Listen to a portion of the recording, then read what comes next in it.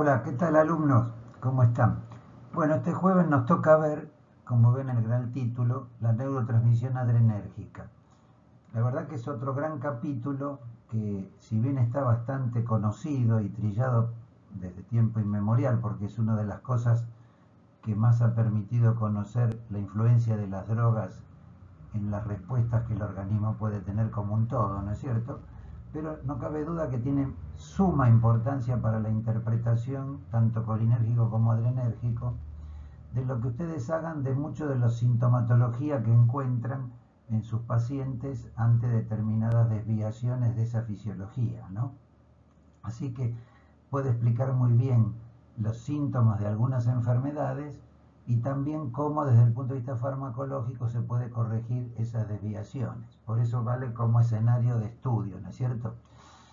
En principio, saben que realmente todos los neurotransmisores y los receptores que tienen que ver con lo adrenérgico se conocen desde hace mucho tiempo, siempre después de los colinérgicos, pero de cualquier manera probablemente hace más de 80 o 90 años que se conozcan con claridad todos estos temas, ¿no? Bien, entonces a describir algo del escenario anatómico. Desde el punto de vista de la neurotransmisión adrenérgica, ustedes saben que se estudia con facilidad, igual que la colinérgica, en el sistema nervioso periférico autónomo, pero no quiere decir que no existan vías, en este caso noradrenérgicas, en el sistema nervioso central, que nos explican algunas de las funciones que ahora vamos a ver y cómo podemos influir para corregirlas. En principio, si bien después vamos a ver el detalle, recuerden que el neurotransmisor por excelencia del sistema nervioso simpático, en todo caso el neurotransmisor adrenérgico por excelencia, es la noradrenalina. La noradrenalina es la sustancia, esta catecolamina, que así se llama por tener el grupo catecol, ustedes saben, es en realidad el principal neurotransmisor del sistema nervioso simpático y es el principal neurotransmisor de las fibras postganglionales del simpático, esas que llegan a los órganos para ejercer su control. No obstante, otra catecolamina muy importante, pero que no está en gran importancia en el sistema nervioso ni en el periférico, es la adrenalina, una catecolamina que predomina francamente en la médula adrenal y que de alguna forma cumple una función cuasi hormonal en la medida en que cuando es estimulado por el simpático la médula adrenal libera adrenalina, también noradrenalina y dopamina y otros, pero básicamente adrenalina a la circulación, que hace su efecto a distancia, ¿no es cierto? En cierta forma también explica cómo la reacción del miedo, esa aproximación que tuvimos cuando vimos, digamos, los distintos modos de respuesta que tiene el sistema vegetativo ante el entorno, está claro que el sistema simpático es el que se encarga de establecer las respuestas necesarias ante el peligro o ante la necesidad de huida, y el sistema parasimpático el que se encarga más que nada de la conservación de la energía, el descanso, el placer, etcétera, ¿no es cierto? Ya vimos esa diferencia importante como para entenderlo más que nada. Entonces, la noradrenalina, básicamente, las células, las neuronas que producen noradrenalina, que por supuesto la producen en la terminal sináptica, como habíamos visto, pero el cuerpo de las neuronas se encuentran sobre todo en la protuberancia y el bulbo, ¿no? Hay un núcleo muy característico que es el locus coeruleus, ¿eh? Que es el que concentra la mayor cantidad de neuronas noradrenérgicas del sistema nervioso. Después salen por un verdadero caño que tiene muchas fibras distintas con neurotransmisores diferentes, pero básicamente el principal sería este y la dopamina, y es lo que se llama el asprosencefálico medial. La adrenalina está presente también en el sistema nervioso central en muy pequeña cantidad, ¿no es cierto? Pero en principio se sabe que está en los núcleos más ventrales a este locus coeruleus, más relacionado con el control de la vasomotor. Esto lo vamos a ver mejor en este gráfico. Este gráfico representa, vamos a ver si, fíjense, este gráfico representa cómo a partir del locus coeruleus, el locus coeruleus, donde están las neuronas, los cuerpos de las neuronas, hay este haz prosencefálico medial, este gran cable, digamos, que contiene muchas fibras y que se distribuye por toda la corteza. También lo hace en el cerebelo y interesa algunos núcleos un poco más basales en la formación reticulada, que la noradrenalina también, es decir, las vías noradrenérgicas emiten prolongaciones todo a lo largo de la médula en forma descendente. Esto tiene bastante importancia, ya veremos. Por otra parte, hay proyecciones al hipocampo y a la amígdala, lo cual representa la influencia de la noradrenalina en el sistema límbico, el sistema de la emoción. Y parece bastante claro que no hay ninguna proyección de noradrenérgica hacia los núcleos de la base, para contrastarlo con la dopamina, como veremos en otras clases, ¿no? Clases siguientes. Bueno, básicamente interesa esto, interesa la influencia que tiene sobre la corteza e interesa también la influencia que tiene como moderador de algunas sensaciones que vienen ascendente por la médula. Vamos a ver que esto, a través del título Funciones de las catecolaminas del sistema nervioso, podemos decir claramente lo que dice acá. Fíjense, las vías noradrenérgicas del sistema nervioso central son un sistema de excitación, es decir, favorecen la vigilia y el estado de alerta, pero sobre todo favorecen el hecho de despertarse cuando existe un estímulo desconocido o amenazante. Es probable que todos los días nosotros nos levantemos a la misma hora, tal vez porque nuestro reloj biológico nos lo favorece, o tal vez porque algo del entorno, como podría ser el canto del gallo, una cosa habitual para nuestro entorno casualmente, nos favorece el despertarnos.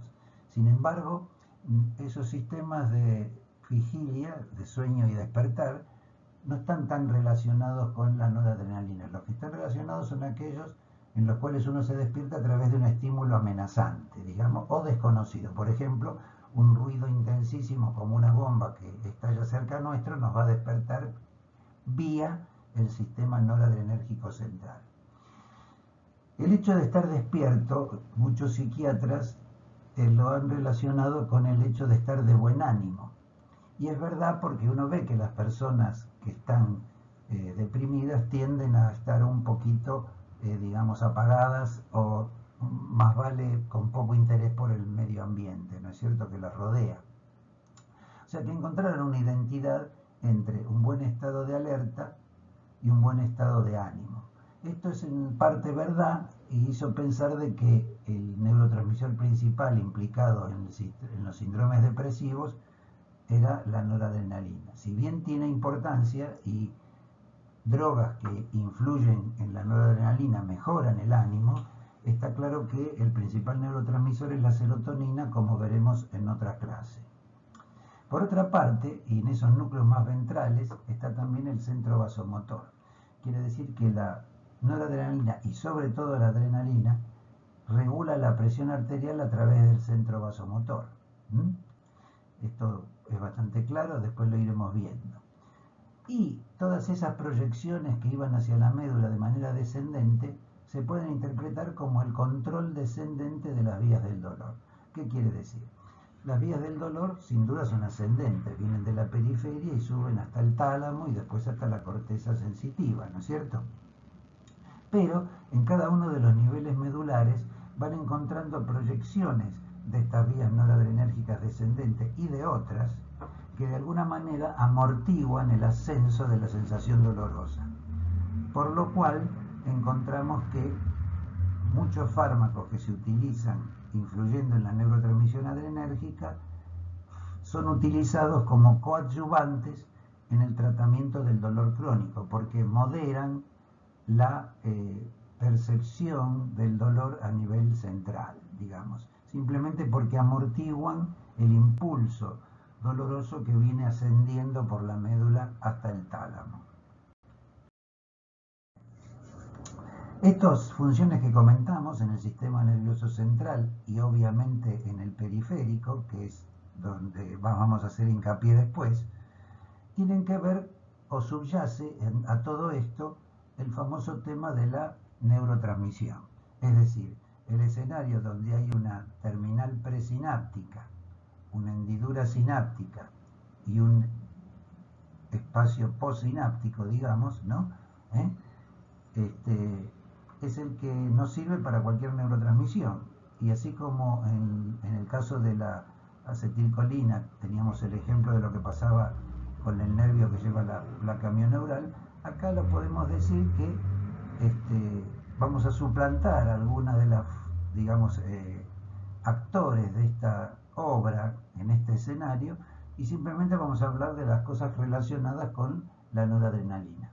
Acá está bastante sintetizado los fármacos característicos, absolutamente característicos, que tienen que ver con la neurotransmisión adrenérgica. Fíjense, en principio hay que recordar que el precursor para la síntesis de las catecolaminas es el aminoácido aromático levógiro que se llama tirosina, que ingresa por un carrier, que acá no está mostrado, digamos, a la terminal sináptica. Ahí es atacado en primera instancia por una enzima, la tirosina hidroxilasa, que favorece el pasaje de tirosina a dihidroxifenilalanina, que todavía es un aminoácido. Luego hay una enzima muy importante que es común a todas estas aminas biógenas, o sea, sustancias que son aminas pero que vienen de aminoácidos, y que es la llamada dopa decarboxilasa, que actuaría acá. Y como el término lo dice, dopa decarboxilasa quiere decir que le quita el grupo carboxilo a la dopa, con lo cual al quitarle el grupo ácido queda solamente el grupo amino, y ahí sí tenemos la primera amina biógena conocida, que es la dopamina. La dopamina es sintetizada en el citoplasma, pero como ven acá, en la etapa siguiente, que sería la del almacenamiento luego de la síntesis, terminamos teniendo el hecho de que la dopamina ingresa a la vesícula y lo que falta para que esta dopamina se convierta en noradrenalina ocurre dentro de la vesícula. Esta sería otra hidroxilación, la dopamina hidroxilasa, que favorece la aparición de noradrenalina. Si todo terminara acá, esta sería una neurona dopaminérgica, pero como es noradrenérgica, tiene la enzima necesaria para convertir la dopamina en noradrenalina. Si fuese una neurona adrenérgica, haría falta todavía otra enzima más, que la feniletalonamina aciltransferasa, que le agrega, ¿no es cierto?, a la adrenalina lo que le falta, que le agrega a la noradrenalina lo que le falta para convertirse en adrenalina. Fíjense que noradrenalina quiere decir una adrenalina que no tiene algo, ¿no? Pero eso dependerá de si tienen las enzimas necesarias para convertirse en una u otra neurona característica de cada neurotransmisión. Como ven, luego del hecho concreto de que se almacene, se va a liberar, y como en todo caso va a haber la etapa de interacción con los receptores, que en principio son los receptores alfa y beta postsinápticos y también alfa y beta presinápticos, que no están mostrados acá, y básicamente la necesidad de que esta acción termine, y la manera en que la noradrenalina, las neuronas de este tipo adrenérgico terminan su acción, es a través de la recaptación a través de un carrier, para permitir que ingrese de vuelta en el citoplasma, pero que de esta manera desaparece de la hendidura sináptica y termina entonces la acción. Y cuando ingresa al citoplasma, rápidamente va a ingresar a la vesícula, porque si no sería degradada. ¿Quién degrada a las neurotransmisores catecolamínicos? Bueno, como son monoaminas todos ellos son degradados por la monoaminoxidasa, que generalmente se encuentra en la pared de las mitocondrias. Pero también hay otra enzima que está en el citoplasma o a veces en un lugar extrasináptico, que es la catecol oximetiltransferasa, que únicamente degrada a las catecolaminas, por eso se llama catecol oximetiltransferasa. En cambio, la monoaminoxidasa degrada a todas las monoaminas, que serían la noradrenalina, la adrenalina, la dopamina, la serotonina, la histamina y tal vez muchas otras aminas que tienen solo un grupo amino. En principio, esto es el escenario común y corriente, recuerden, de la neurotransmisión en general, nada más que aplicado a la transmisión adrenérgica o noradrenérgica. En realidad, siempre que hablemos de neurotransmisión, estrictamente tenemos que decir noradrenérgica, porque ese es el neurotransmisor principal, aunque la adrenalina pueda también activar a los receptores de la noradrenalina, no hay duda, pero en el sentido estricto, la terminal sináptica en la mayoría de los lados larga noradrenalina, ¿sí? La adrenalina llega a esta, digamos, receptores postsinápticos muchas veces a través de la circulación. Acá vemos en azul o en violeta los nombres de algunas drogas muy características que se deben conocer porque son representantes de la influencia que tienen las drogas en algún paso de la neurotransmisión noradrenérgica, y que son muy emblemáticas, ¿no es cierto? De hecho, la mayoría no se utilizan mayormente, pero sí se han utilizado o se pueden utilizar clínicamente, pero sirven para representar lo que se quiere referir como manipulación de la neurotransmisión adrenérgica en este caso.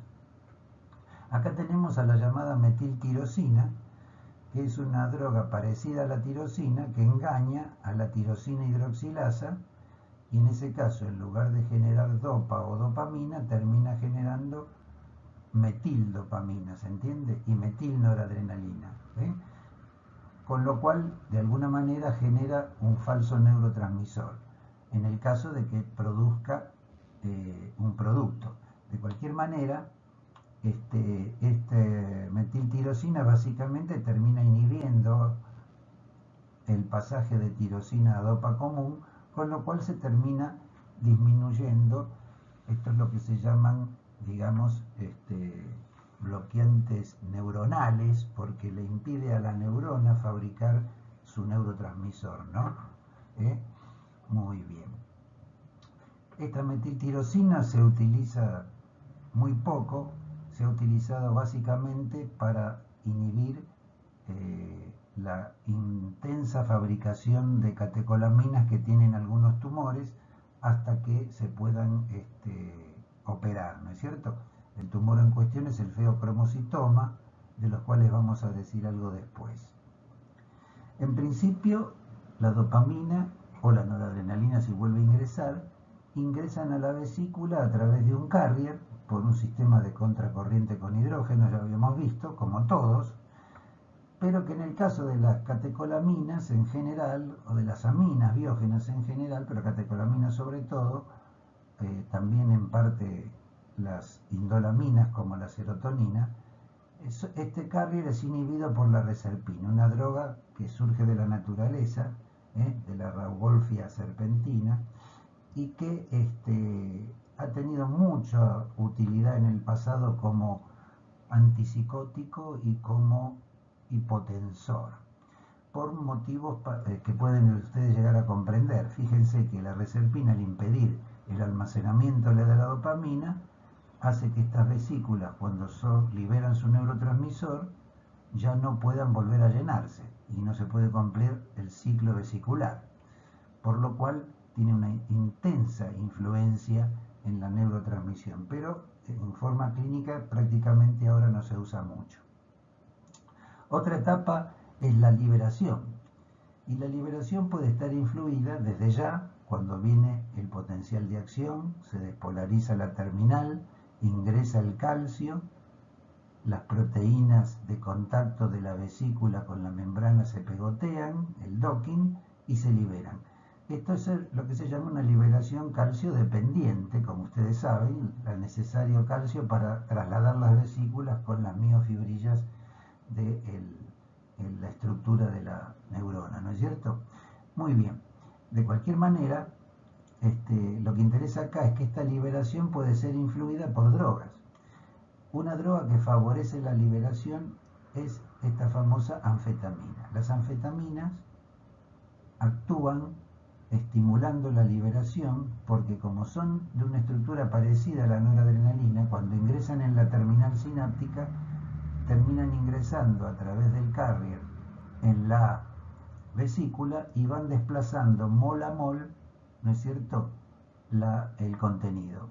Un mol de anfetamina desplaza un mol de noradrenalina, con lo cual ocurre, aunque no venga un estímulo fisiológico, que sería el potencial de acción o la entrada de calcio, ocurre una liberación. Por eso se llama esto liberación calcio independiente. Cuando queremos disminuir la liberación con una droga muy efectiva, que se usa en cardiología como antiarrítmico, de manera también muy restringida, podemos lograrlo con el bretillium. El bretillium inhibe la liberación porque impide la entrada de calcio necesaria para la liberación. Por otra parte, la noradrenalina, de una forma o de otra, termina ingresando a la hendidura sináptica y en ese caso puede actuar con los receptores. En la vida cotidiana, los fármacos que más frecuentemente usamos relacionados con la neurotransmisión noradrenérgica son justamente los agonistas y los antagonistas del receptor. Agonistas o antagonistas alfa y beta, tanto pre como post, digamos, como presinápticos, que como les decía no están mostrados aquí. Esta noradrenalina en principio, ¿cómo se va a ver cada uno de ellos? ¿No es cierto? Esta noradrenalina en principio, para determinar su acción, dijimos que tenía que recaptarse. Y se recapta por un, digamos, carrier, en el cual hay un cotransporte con sodio en este caso, y es un carrier que puede ser inhibido por otra droga emblemática histórica que es la cocaína. Las anfetaminas surgen de la síntesis en un laboratorio, pero la cocaína surge de una planta, ustedes lo saben claramente, de la planta de coca o Anamirta coculus.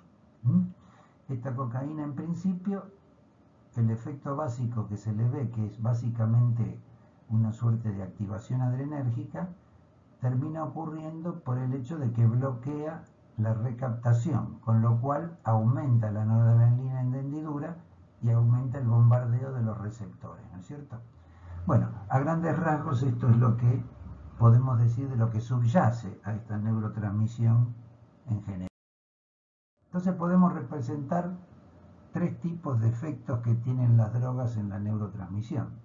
El llamado efecto reserpínico, en el cual hay una depresión de catecolaminas porque no se almacenan las que se liberaron, y por supuesto termina habiendo una descarga disminuida de todos estos factores, con lo cual hay bradicardia, baja la presión, tiende a la depresión anímica de la persona y sobre todo actúa como neuroléptico, que es un término un poco antiguo para los antipsicóticos.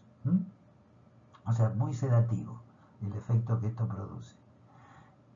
¿Qué hace la reserpina? Un bloqueo del mecanismo de almacenamiento vesicular, que dijimos que es un contratransporte con hidrógeno, ¿sí? El efecto tiramínico o efecto anfetamínico, después vamos a ver qué es la tiramina en cuestión, que es una sustancia natural de algunos alimentos, pero ocurre lo mismo con esta tiramina de los alimentos que lo que ocurre con la anfetamina. ¿Qué es lo que ocurre? Hay un estímulo inicial en el cual se libera una gran cantidad de noradrenalina y después termina quedándose vacía de manera burda la vesícula y no le da tiempo muchas veces a volver a llenarse. Lo va a terminar haciendo después de un tiempo, pero no da tiempo a llenarse, y es por eso que la repetición de las anfetaminas o de cualquier estímulo liberador antifisiológico de noradrenalina termina teniendo el fenómeno de la taquifilaxia, o sea, el hecho de que si yo repito la dosis a intervalos cortos, termino no teniendo ningún resultado. Por supuesto que acá ocurre lo contrario de en el primero. Hay taquicardia, aumenta la presión, te despierta en lugar de tender a te excita, ¿sí? En lugar de dormirte. Acuérdense que esta tiramina y o anfetamina, no son lo mismo, recuerden, producen una liberación calcio independiente por desplazamiento mol a mol. Después tenemos el llamado efecto cocaínico, lo acabamos de ver. El efecto cocaínico es un inhibidor de la captación neuronal, bloquea el cotransporte con sodio, ese carrier que permite recuperar la noradrenalina liberada. En general es un efecto medio parecido a este, pero que tiene algún componente distinto. Generalmente mejora el ánimo más que solamente despierta, es estimulante para la actividad, digamos, y más que nada genera una sensación de disminución de la fatiga. De hecho, la cocaína era empleada en algunos lugares donde trabajaban esclavos para que pudieran trabajar sintiéndose con más energía, con menos apetito, con lo cual consumían menos comida, ¿no es cierto? Estaban bien despiertos y sentían poco cansancio. Digamos que sería el esclavo ideal, ¿no es cierto? Esto pasaba en Sudamérica en la época de la conquista, probablemente cuando se encontraban los beneficios de darle a los esclavos indígenas probablemente los efectos de la coca, ¿no? Que descubrieron acá. Bien. Entonces, potencia y prolonga la acción de las catecolaminas. Acá hay un término que dice supersensibilidad por denervación paradójica con down regulation. Esto lo vamos a explicar un poco después. Un poco después. Bien, entonces tienen esos tres efectos. Bueno, vamos a ver dos o tres cosas que son relacionadas con la regulación de esta neurotransmisión. ¿Qué factores influyen, no es cierto? ¿Qué factores influyen?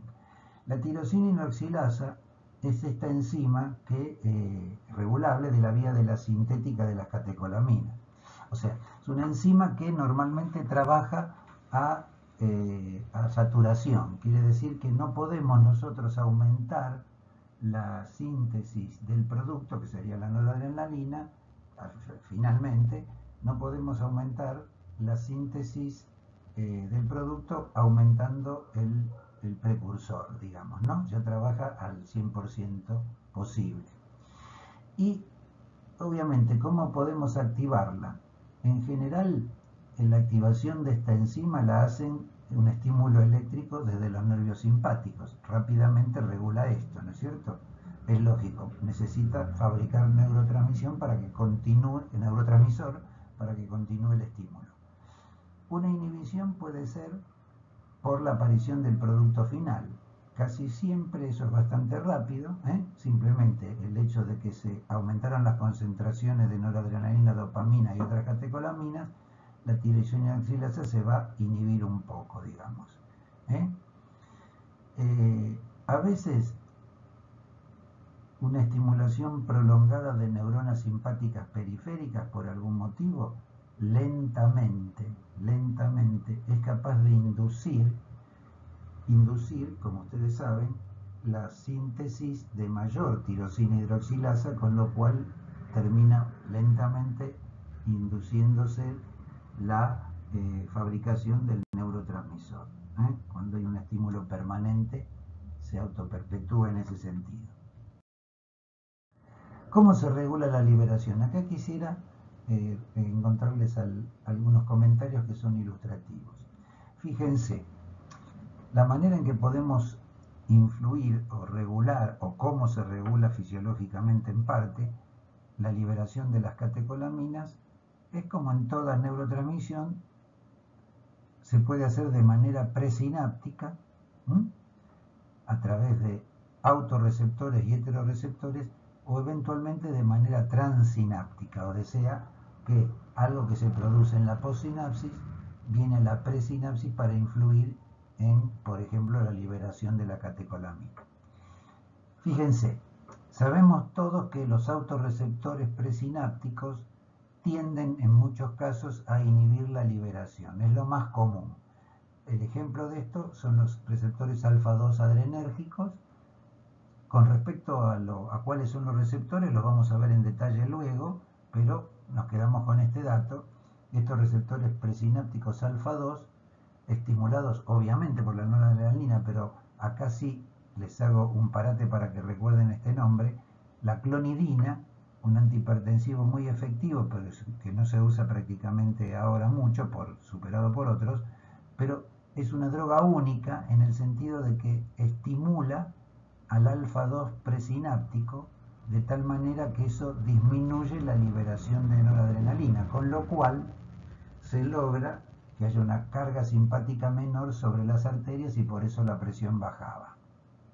No obstante, hay receptores presinápticos beta también, que en ese caso hacen lo contrario, estimulan la liberación. Esto es menos frecuente de ver, pero es un fenómeno que influye. Ahora, interesa recordar esto, fíjense, en esa presinapsis que fabrica noradrenalina y la libera, puede haber también heterorreceptores presinápticos, es decir, de otros neurotransmisores que vienen a influir en esa presinapsis. Y ahí tenemos de todo tipo, los colinérgicos M1, los receptores de la morfina, los histamínicos, de la serotonina, de la angiotensina, todos tienden, de una forma o de otra, a inhibir la liberación de noradrenalina. Acá quisiera hacer un comentario. Fíjense, acá está la morfina, sustancia ajena al organismo, pero que actúa en receptores naturales que se llaman receptores de las endorfinas. El receptor mu, por ejemplo, es el receptor responsable de la mayoría de las acciones de la morfina. No se ve esto en este momento. Lo que quiero decir es que una persona que es adicta a la morfina, fíjense, termina de alguna manera estimulando mucho este receptor, con lo cual se inhibe mucho la liberación de noradrenalina. Esto, en cierta manera, explica el efecto sedativo, pero sobre todo disminuidor de la ansiedad y favorecedor del sueño que tiene la morfina. ¿Qué ocurriría si de golpe esta liberación inhibida en forma permanente por altas dosis de morfina en un adicto termina dejando de estar de golpe, como ocurre en la abstinencia brusca a la morfina? De golpe, esta inhibición dejaría de estar y la noradrenalina se liberaría en gran cantidad. Y ni más ni menos que eso es el síndrome de abstinencia de la morfina, una suerte de baño de noradrenalina, con ansiedad, taquicardia, hipertensión, sudoración, miedo, angustia, temblor, etc. ¿No es cierto? Todo lo que ocurre con el miedo, digamos, como síntomas del miedo. Y acá interesa, digamos, nombrar a la clonidina como para ver el sentido que tiene a lo mejor conocer estas cosas que estamos diciendo. La clonidina justamente, que es capaz a través de un alfa-2 autorreceptor presináptico inhibir la liberación, se ha usado justamente para contrarrestar el síndrome de abstinencia, ya que la falta de morfina significa una gran liberación de adrenalina por el hecho, noradrenalina, por el hecho de que deja de inhibirse la liberación. Vamos a darle algo que no sea morfina, que favorezca la liberación. Por supuesto que si le doy morfina se le va enseguida el síndrome de abstinencia, pero con la clonidina por lo menos disminuyen los síntomas noradrenérgicos de ese síndrome, ¿no es cierto? Con lo cual se usa por los especialistas en desintoxicar a estos pacientes para el síndrome de abstinencia. Así que ya pueden ver una suerte de aplicación de estos conocimientos sutiles, ¿no es cierto? Por otra parte, acá tienen que también se puede impedir la liberación de noradrenalina a través de una regulación transináptica, ¿no es cierto? Esto es una suerte de modulación en la cual otro receptor, como en este caso, termina influyendo en la liberación de un neurotransmisor. Nada más que acá no viene de otra neurotransmisión, no viene de sí mismo, no es un autorreceptor ni un heteroreceptor, sino que en realidad es un receptor de una sustancia que se genera en la postsinapsis adrenérgica. Por ejemplo, la prostaglandina E es liberada por algunos órganos cuando, por ejemplo, hay una importante influencia de la adrenalina, de la noradrenalina en las arterias que nutren a los órganos y que de alguna forma están, digamos, produciendo una suerte de isquemia en el órgano, porque de golpe sube la presión, pero también se contraen las arterias que nutren a los órganos. Entonces el órgano se defiende, por decirlo así, desde la postsinapsis, mandando a la presinapsis adrenérgica la prostaglandina E, que de alguna manera impide la liberación de más noradrenalina, con lo cual se alivia un poco la isquemia de ese órgano, ¿no es cierto? Muy bien. Acuérdense, las aminas biógenas en general, catecolaminas en particular, dejan de actuar porque, dijimos, se recaptan, pero la captación de esas sustancias en la sinapsis no solo depende de lo que es la captación neuronal o tipo 1 o recaptación presináptica, que son todos sinónimos, que se hace a través de transportadores o transporte con sodio, que la cocaína lo inhibía, pero también muchos antidepresivos lo hacen, y que tiene algunas características, digamos, que los individualizan, ese tipo de mecanismos, ¿no? Se hace contragradiente, es evidente, porque hay más noradrenalina acumulada dentro de la terminal, digamos. Es muy específico para la noradrenalina, o para la dopamina, o para la serotonina, etc.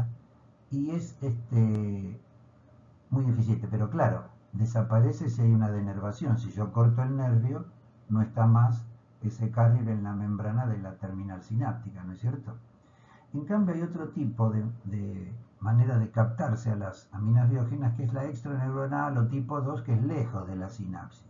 Esto no ocurre por ningún transportador, simplemente por difusión, del lugar de mayor concentración a otro menor concentración, se va escapando la noradrenalina de la terminal, no de la terminal, de la hendidura sináptica, y después es metabolizada en distintos lugares, más que nada por la COM, ¿no? Es decir, la COM está en los dos lugares, pero la biotransformación acoplada a la recaptación es la MAO, y la que está acoplada a esta difusión es la COM, la corticoximetiltraferasa. Esta, como no está dentro del nervio, sino afuera del nervio, no desaparece cuando se corta el nervio, pero no es tan específica. Puede pasar, digamos, puede haber este tipo de captación no solo de noradrenalina, sino de cualquier otro, ser un poco menos específico. La monoaminoxidasa, que es esa enzima característica que es capaz de degradar a las monoaminas, como dijimos, las hay de dos tipos, la llamada MAO-A y la MAO-B. La MAO-A es la que está en todos lados prácticamente, ¿no? Se encuentra en la membrana mitocondrial las dos, pero fíjense dónde está la MAO-A, en todo el sistema nervioso central, en los ganglios, pero también en órganos, intestino, la pared del intestino, en la placenta, en el hígado, las terminales adrenérgicas, ¿sí? Esta MAO-A entonces tiene cierta selectividad por la noradrenalina y serotonina y poco por la dopamina y tiramina. La MAO-B, en cambio, no está en muchos lados, por de pronto solamente en las plaquetas y en todo caso en el sistema nervioso central, pero muy restringido a la vía nigroestriada y a la glándula pineal. Es decir, esto representa algo importante, y para la MAO-B entonces, como en ese lugar básicamente encontramos dopamina y no noradrenalina, es la encargada de, digamos, metabolizar básicamente más a la dopamina que a la noradrenalina. Esto permitió el desarrollo de inhibidores selectivos y no selectivos de estas enzimas para lograr distintos efectos clínicos. Por de pronto, los inhibidores de la MAO-A en general son drogas antiguas, los no selectivos desde ya son muy antiguos, eran los antiguos antidepresivos y MAO, inhibidores de la MAO justamente, trimilcipromina, fenelcina, que prácticamente no se usan salvo algunos psiquiatras que los conocen y se animan a utilizarlos y conocen su uso, ¿no es cierto? No obstante, dentro de los selectivos había algunos como irreversibles o reversibles. En realidad podríamos acordarnos solo del inhibidor selectivo reversible, que es la moclobemida, que de alguna manera no hace tanto tiempo todavía se seguía usando con cierto éxito, ¿no es cierto? También como antidepresivo. Es decir, que los inhibidores selectivos de la monoaminoxidasa A tienden a ser usados y tienen cierto éxito como antidepresivos. Vuelvo a decir, con poco uso hoy en día. En cambio, los inhibidores de la MAO-B, como esto predomina en los núcleos de la base, esta enzima, los inhibidores se han utilizado justamente en la enfermedad de Parkinson, porque es ahí donde la dopamina está deficitaria y es conveniente que la poca que haya no desaparezca. Entonces inhibimos a la enzima que degrada dopamina y nos viene bien. El ejemplo más gráfico de esto es un inhibidor selectivo irreversible como es la C-leginina. Entonces de acá tendríamos que acordarnos más que nada, moclobemida, inhibidor selectivo reversible de la MAO-A, y la C-leginina, inhibidor selectivo irreversible de la MAO-B. Este utilizado en la depresión, este utilizado en la enfermedad de Parkinson. Bueno, acá ven cómo se degrada la noradrenalina de manera secuencial con estas dos enzimas fundamentales. Una es la monoaminoxidasa, otra es la catecoloximetiltransferasa. Esta, acuérdense, va a degradar a todas las monoaminas, o sea, todos los neurotransmisores que sean monoaminas, y ahí hay muchos, serotonina, histamina y todas estas. En cambio, la COMT va a degradar solamente a las catecolaminas, porque el nombre lo dice, catecoloximetiltransferasa. Bien.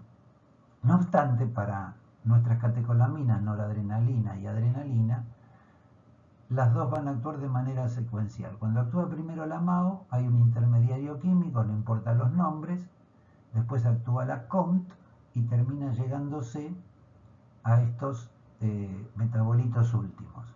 Si interviene primero la COMT, otro intermediario químico hay, pero también termina después la MAO generando el mismo metabolito último, y lo mismo con la adrenalina, ¿sí? En principio, lo que importa recordar de esto es que el principal metabolito es el ácido vainillin-mandélico o 3-metroxi-4-hidroximandélico, ¿sí? El ácido vainillin-mandélico es muy característico de conocimiento, y la detección de este ácido en la orina es un buen predictor de cómo es el turnover, así se llama, ¿no es cierto?, la dinámica del metabolismo de estas dos catecolaminas, porque como estas enzimas, digamos como la enzima de síntesis, ustedes saben que está solo en el sistema nervioso central, básicamente, hay poco en lo periférico para sintetizar catecolaminas, y como la presencia en exceso de este ácido vainillin-mandélico en la orina hablaría de una gran cantidad de noradrenalina que fue metabolizada, y esto sabemos que es del sistema nervioso y no de otros órganos, digamos, nos da un testimonio gráfico de la presencia de probablemente un tumor productor de catecolaminas en exceso, como es el llamado feocromocitoma, ¿no es cierto? Así que recuerden que esto es diagnóstico de esta enfermedad no muy común, que abona para el 0,5% de todos los hipertensos, porque se imaginan que un baño de noradrenalina o adrenalina que estos tumores producen aumenta la presión y producen otros serios riesgos para la vida, ¿no es cierto? Muy bien. ¿Qué pasa si yo inhibo a la MAO en la neurona? Y acá viene algo muy característico. Si yo inhibo a la MAO en la neurona, sin duda, la noradrenalina natural natural va a aumentar en la sinapsis, digamos, porque, a ver, perdón, la noradrenalina o la adrenalina va a ser metabolizada por la MAO. Si yo la inhibo, se va a acumular de alguna manera en el citoplasma, donde se va sintetizando, y voy a tener una gran disponibilidad. Aprovecho eso para mejorar, por ejemplo, el ánimo. Ahora, si yo casualmente estuve comiendo determinados alimentos que tienen una gran cantidad de esta sustancia tiramina, que decíamos que producían la neurotransmisión adrenérgica, lo mismo que las anfetaminas, una liberación calcio independiente masiva. ¿Qué pasa? Si yo entonces no impido que la tiramina llegue al sistema nervioso central y que cuando llega se encuentra con una inhibición de la enzima que no permite que se metabolice, va a haber mucha tiramina que desplace mol a mol a toda la noradrenalina de las vesículas, que haya una liberación masiva de noradrenalina y aparezca una gran crisis hipertensiva, pero notable y muy peligrosa, que se ha dado en llamar el síndrome del queso. Cosa que hoy vemos poco porque ahora están todos advertidos, pero cuando esto no se conocía, hubo un serio riesgo del uso de los inhibidores de la MAO como antidepresivos al principio, hasta que se dieron cuenta que tenían que recomendarle al paciente no coma determinados alimentos que son capaces de tener mucha tiramina. Algunos quesos del norte de Italia, el vino Chianti, las aceitunas, típicamente tienen mucha de esta sustancia. Claro, obviamente todas las personas que coman esos ricos alimentos, digamos, no van a tener ningún problema, porque esta tiramina, que al fin y al cabo es una amina también, cuando es ingerida, por ejemplo con el queso en cuestión, llega a la pared del intestino y dentro de la pared del intestino está la MAO. Quiere decir que en condiciones normales la tiramina, que podría producir una hipertensión significativa, no produce nada porque es degradada ya en la pared y no llega a la circulación general. Pero ¿qué pasa si la monoaminoxidasa del intestino y del sistema nervioso y del hígado y de otros muchos lugares donde está la MAO-A es inhibida por un antidepresivo antiguo, como yo les comentaba? De golpe la tiramina no se va a destruir en la pared, va a circular por todo el aparato cardiovascular, digamos, y termina generando el aumento de la presión. Así que tengan en cuenta esta característica. Bien, bueno, ya dentro de la generalidad, dentro de las generalidades de la neurotransmisión noradrenérgica hablamos de cómo se influía en la liberación, cómo se influía en la síntesis, cómo se influía en la degradación, qué produce la degradación de las catecolaminas, etc. Pero ahora vamos a hablar un poco de lo que ocurre en el sistema nervioso simpático a nivel periférico, donde hay una neurotransmisión noradrenérgica también, pero fuera del sistema nervioso central. Acá está bastante gráfico lo que se quiere decir, fíjense. La neurona simpática tiene las vesículas con noradrenalina, esta terminal sináptica, o sea, esta fibra postganglionar del simpático, larga esta noradrenalina en los tejidos efectores, como pasa con la acetilcolina. Esta noradrenalina actúa sobre el músculo liso, en el cual se encuentran dos tipos de receptores característicos, el alfa-1 y el beta-2. El alfa-1 contrae, el beta-2 relaja, el músculo liso esté donde esté. Por otra parte, existen receptores beta-1 en el corazón como receptores típicos característicos del corazón, aunque existan también receptores beta-2, pero son de una importancia más significativa en patologías, como estudiarán los cardiólogos más adelante.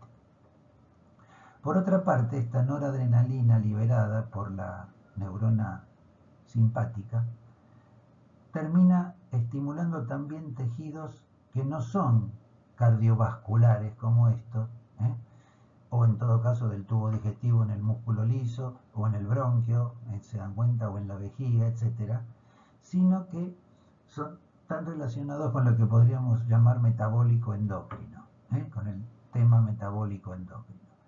Por eso en las plaquetas, en el ojo, en el tejido adiposo, en el intestino, en el hígado, en el tejido endocrino, existen muchos receptores que en general los que afectan a estos tejidos son los receptores alfa 2 y beta 2.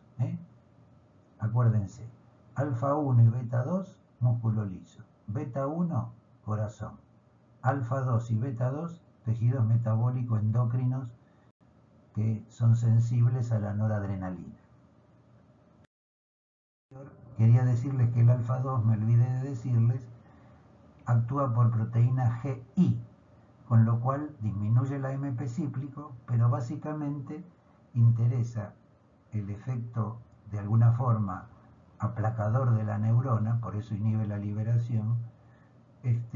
Tiene un efecto presináptico de bloqueo de los canales de calcio, con lo cual si no hay calcio en esa terminal sináptica donde actúa como autorreceptor presináptico, si no hay calcio no va a haber el fenómeno de la liberación. Eso parece que esa es la manera que se explica esto, ¿no? O sea que el AMP cíclico disminuye, influye, pero lo que interesa es la modulación que hace de los canales de calcio en la presinapsis. Después tenemos el beta 1, beta 2 y beta 3. Fíjense las diferencias. El beta 1, beta 2 y beta 3, los tres actúan por aumento del AMP cíclico. En este caso,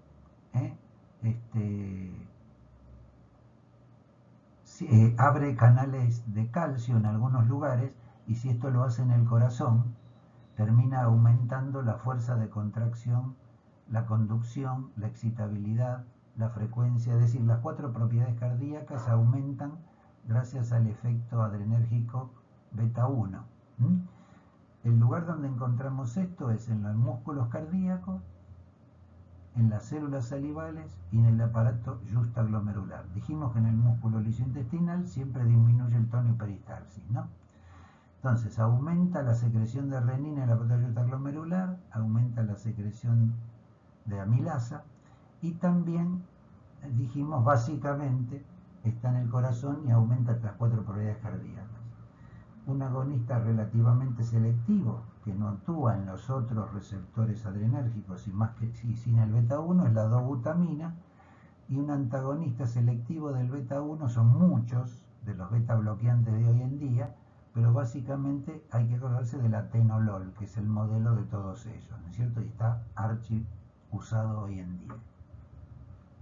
El efecto beta 2, si bien actúa en los músculos lisos, lo hace al revés del alfa 1, típicamente, o sea, relajando el músculo liso.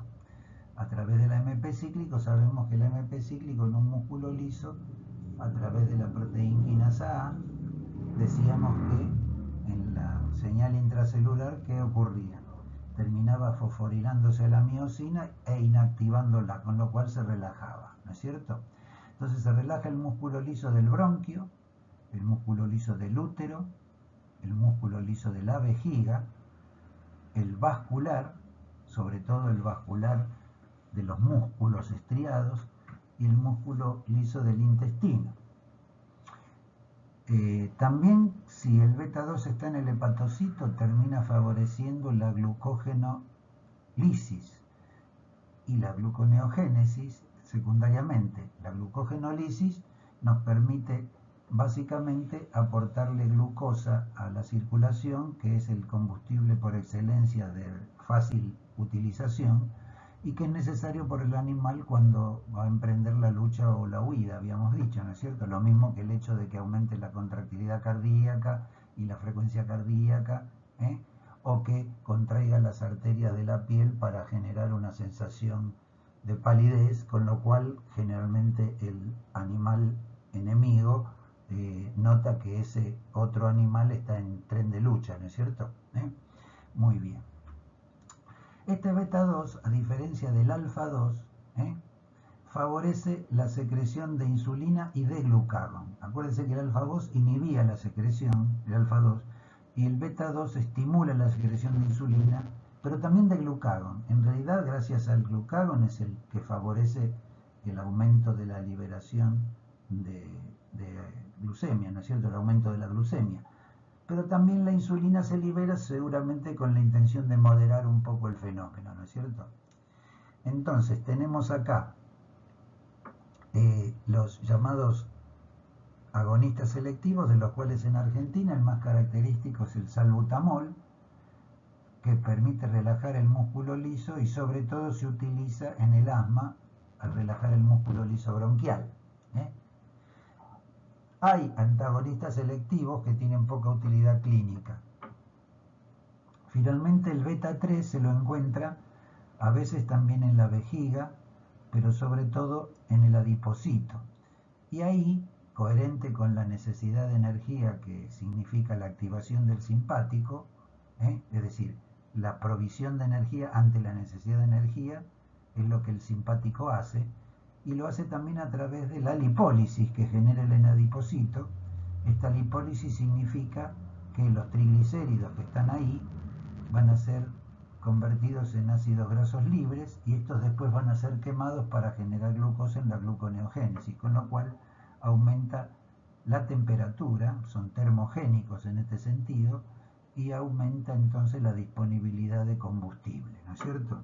Así que acá tienen un poco un resumen de qué hacen las drogas en estos receptores, porque claro, hacen lo que pueden hacer, que es lo que hacen los receptores en cada órgano, ¿no es cierto? Acá vamos a repasar un poco lo que ya vimos la semana pasada, donde teníamos en las distintas áreas del cuerpo los efectos parasimpáticos, que son los de la semana pasada, y vamos a repasar los efectos simpáticos. Si se estimula el simpático, lo cual es decir que las fibras postganglionares van a liberar adrenalina en los órganos efectores, vamos a obtener, por ejemplo, a nivel del ojo, una midriasis a través del alfa que contrae el dilatador del iris, alfa 1. Es lógico porque es necesario ver mejor al enemigo. Tanto en la mucosa del ojo como en la mucosa de la nariz, como en la piel, encontramos vasoconstricción a través del alfa, con lo cual disminuye la secreción de lágrimas, disminuye la secreción de moco en la nariz y además se destapa la nariz. De hecho, muchas gotas nasales tienen agonistas del alfa 1. Y también va a haber una palidez en la piel porque, claro, no le hace falta la sangre en la piel al animal que lucha, sino que le hace falta que estén los músculos para huir. Recuerden que el alfa puede favorecer la salivación, pero una salivación con alto contenido de potasio y de alguna manera más pastosa. Y acá viene otro tema importante, que ya creo que ya los adelanté. Otro ejemplo de la curiosidad de la naturaleza. Como las glándulas sudoríparas son glándulas al fin, y la inmensa mayoría de las glándulas en el sistema nervioso, sobre todo las exócrinas, son estimuladas por la acetilcolina, esta glándula, que es la glándula sudorípara, también está estimulado por la acetilcolina. Es decir, el receptor que encontramos en la glándula es el muscarínico, y es la acetilcolina el neurotransmisor en ese lugar. Pero es la única situación en la cual una fibra postganglionar del simpático que larga típicamente noradrenalina en su órgano, es la única situación en que una fibra postganglionar del simpático larga acetilcolina para estimular un muscarínico. Y esto es en la glándula sudorípara. Por eso, la sudoración es un efecto mediado por la acetilcolina en la glándula, pero en realidad es un efecto simpático, no parasimpático, porque son nervios simpáticos los que estimulan la sudoración. Se podría decir la sudoración del miedo o la sudoración del shock, en la cual hay una gran liberación de adrenalina ante un descenso importante de la presión con la intención de compensar. Y una de las cosas que tienen las personas que tienen, por ejemplo, una hemorragia y la presión les baja de golpe, es esa gran descarga adrenérgica que los pone pálidos, les redistribuye el líquido hacia los órganos vitales. En principio, aunque el exceso de eso podría también producir isquemia, porque se contraen muchos lechos, digamos, por la intención de subir la presión. Y también lo que le pasa a esas personas es que transpiran, están pálidos y transpiran por esta descarga adrenérgica que estimula las glándulas sudoríparas, digamos. Esta descarga en realidad simpática, no es adrenérgica en las glándulas, dijimos, ¿no? Muy bien. Después en el tórax encontramos que el efecto beta 2 produce broncodilatación, una cosa importantísima para usarlo como fármaco en el asma.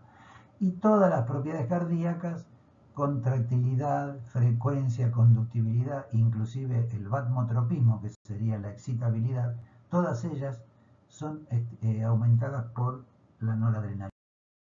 En el intestino siempre disminución de la motilidad con cualquier receptor y de la secreción. Cualquiera de ellos es lo mismo. Pero en el hígado recuerden que producía un aumento notable de la glucogenólisis y en parte de la gluconeogénesis, justamente, o en el tejido adiposo del abdomen, etcétera, para aumentar la disponibilidad de combustible. Finalmente, en el tejido genitourinario, acuérdense que el aparato juxtaglomerular, el receptor beta 1 estimulado aumentaba la secreción de renina, cosa que es coherente, ¿no? Beta 1 en el corazón aumenta la contractilidad, con lo cual aumenta la presión. La descarga adrenérgica a través del alfa 1 contrae las arterias, eso aumenta la presión. La descarga adrenérgica a través del beta 1 en el juxtaglomerular aumenta la secreción de renina, con lo cual vendrá la angiotensina, aldosterona y la retención de sodio-agua, que también aumenta la presión, en este caso por un mecanismo neurohumoral. ¿Se dan cuenta? Muy bien. En el esfínter, típicamente, la noradrenalina a través del alfa 1A y 1D contrae el esfínter que rodea al esfínter de la vejiga, ¿no es cierto? Músculo liso que está hipertrofiado en el agrandamiento prostático, esto por supuesto en el hombre, y que hace que haya retención urinaria. Si yo obtengo un bloqueo de este receptor alfa que contrae el esfínter, aflojo y permito que orina con más comodidad las personas que tienen esta enfermedad, por lo cual ya se dan cuenta cuál puede ser una de las utilidades de las drogas en este terreno. En la mujer, recuerden que el útero es relajado gracias al beta 2, gracias al beta 2, lo mismo que relaja las arterias del músculo estriado, el músculo intestinal y sobre todo el músculo liso del bronquio. Bueno, también el útero, que es una suerte de músculo particular, también se relaja. Decíamos que la acetilcolina favorecía la erección y que la noradrenalina a través del alfa 1 favorece la eyaculación. La eyaculación en realidad es el pasaje del semen hacia el exterior, y es coherente que el alfa haga esto porque lo que hace el alfa es contraer los canalículos del conducto deferente que favorece la progresión del semen hacia el exterior, ¿no es cierto? Muy bien. Acá vemos un equilibrio entre efectos o impulsos simpáticos y parasimpáticos relacionados con la regulación que hace el centro vasomotor en la médula. Si por algún motivo en los receptores de presión que hay en el arco aórtico, por ejemplo, o en el seno carotidio, están todos los receptores de presión, con lo cual se aumenta la presión arterial, acá va a haber impulsos aferentes de estos receptores hacia el centro vasomotor, con lo cual termina el centro vasomotor inhibiéndose y disminuyen los impulsos simpáticos, con lo cual favorece la vasodilatación por evitar la contracción, y sobre todo aumenta los impulsos parasimpáticos, que hacen que disminuya la frecuencia cardíaca y el volumen minuto cardíaco, con lo cual también baja la presión. Es decir, el aumento de la presión a través del centro vasomotor, en lo cual está implicado impulsos simpáticos y parasimpáticos de este sistema vegetativo, te permite la acomodación del sistema. Acá vamos a encontrar ejemplos que no tienen que ser conocidos exageradamente, pero sí sirven como modelos y además los tienen acá para repasarlos, ¿no es cierto? Dentro de las drogas que actúan en los receptores adrenérgicos, tenemos lo que se llaman las catecolaminas de acción directa, o sea, sustancias parientes de la adrenalina y noradrenalina, o ellas mismas, que actúan directamente sobre el receptor. Es decir, actúan imitando al neurotransmisor natural, administrado desde afuera, ¿se entiende? ¿No es cierto? Y acá lo que ven es la dobutamina, la dopamina, el isoproterenol, drogas que todas son utilizadas en general en terapia intensiva, drogas que tienen una duración de acción muy corta, pero de una gran intensidad, que casi siempre son administradas en goteo para regular la eficacia y la acción que tengan y poder quitarla rápidamente si es necesario, pero que las diferencias que vamos a encontrar, que podrían recordarlas o no necesariamente, pero acá las tienen, es el hecho de que predominan su actividad sobre algunos receptores con respecto a otros. Es decir, todos los receptores de la noradrenalina son activados por todas prácticamente las catecolaminas, pero algunas tienen mayor afinidad, mucha mayor afinidad por un receptor que por otro, entonces se podría decir que es despreciable la actividad sobre algunos de los receptores predominando en otros. Por ejemplo, la dobutamina tiene una gran actividad sobre el beta 1, alguna sobre el beta 2, pero prácticamente ninguna sobre el alfa. Con lo cual es ideal para estimular a un corazón que está desfalleciente o cuando es necesario, digamos, favorecer que se dilaten las arterias de los órganos vitales. La dopamina, este precursor de la noradrenalina en realidad, pero que también es una amina biógena que tiene importancia en este sentido, produce típicamente a través de su propio receptor una vasodilatación renal, pero también actúa en el beta 1, estimulando al corazón, y en el alfa 1, contrayendo las arterias. De las dos maneras aumenta la presión y se utiliza también en los shocks, cardiogénico o inclusive el séptico, ¿no es cierto?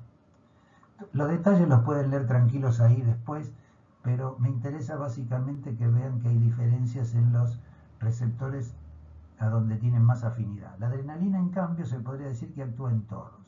En el alfa 1, en el beta 1, en el beta 2 y de manera notable también en el alfa 2, ¿no es cierto?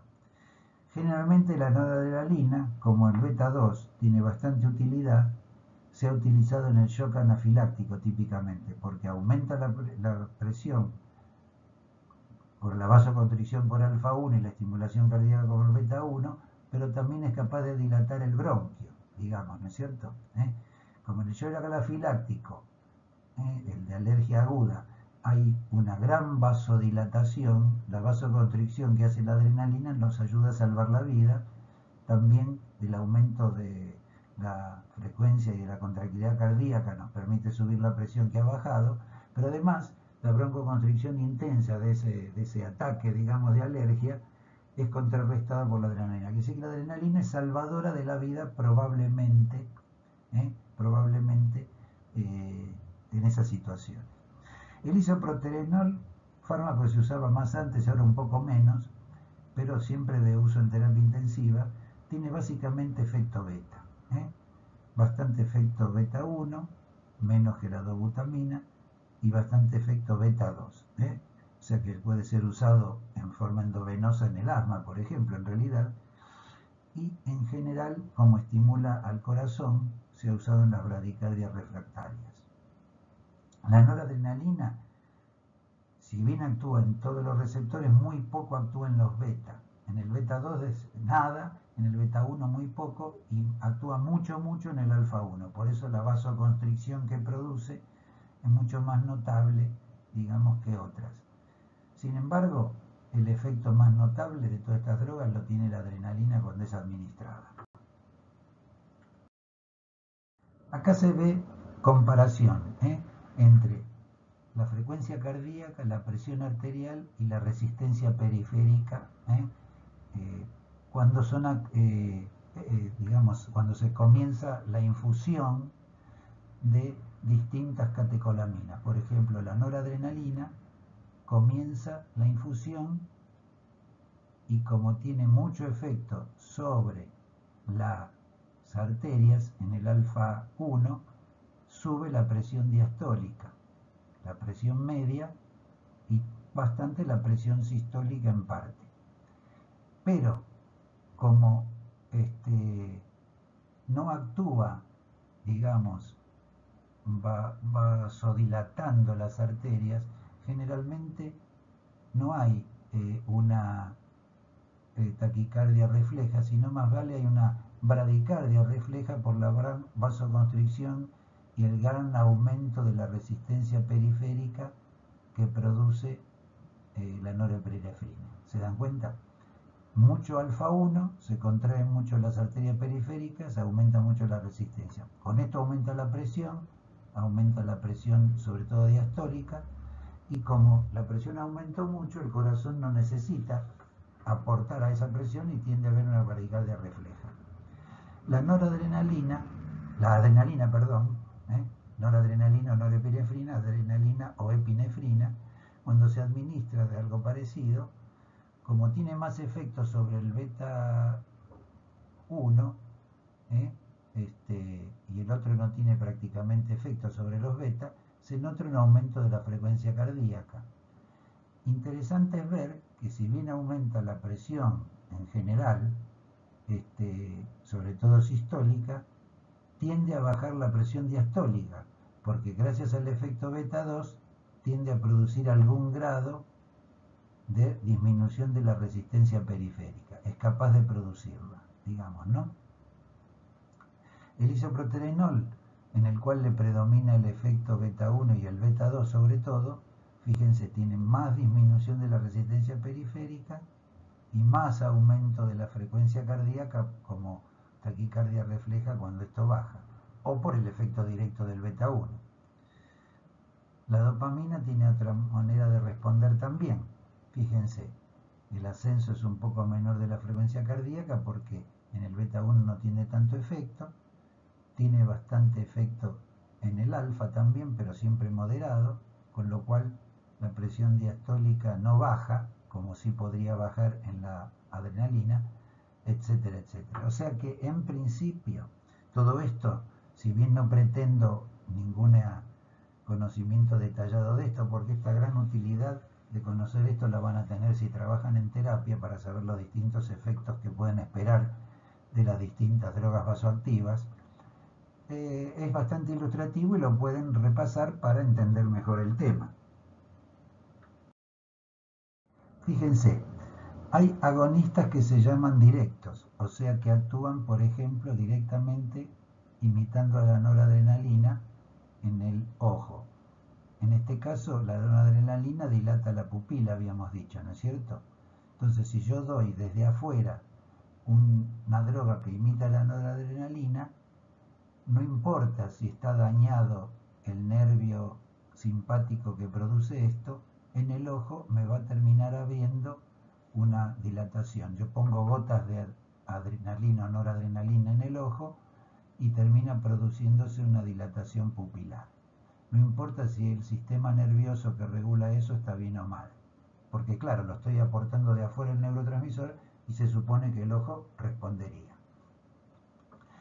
En cambio, si yo favorezco la liberación de noradrenalina